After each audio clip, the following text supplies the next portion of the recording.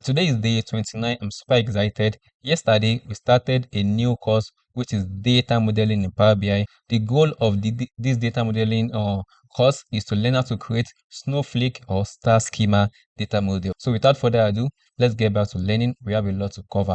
Welcome to day 29. In this second lesson, you'll learn about database normalization and table operations.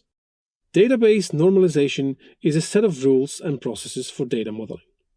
You could say it's similar to organizing or designing a database. Normalization has a few key goals. First, we want to remove redundant data. That is, when the same information is stored in multiple places. Reducing redundancy can shrink down file sizes and avoids data inconsistency. The final goal is to build out a design which reflects the real world as it is, including how business entities interrelate.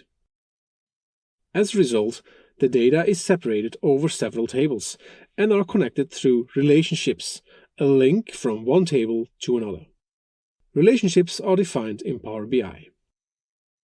Power Query includes several data shaping operations to get closer to a normalized data model. We'll cover 4 techniques for shaping data: splitting columns, extracting values from columns, merging together queries, and appending queries to one another. Note that all of these are always performed in Power Query. These are the most common practices, but not the only ones possible. Column splitting breaks one column out into multiple columns based on split criteria.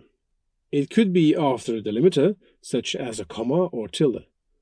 For serial numbers, we might split after a number of characters, for instance, the first 5 characters representing the brand and the next 3 the product.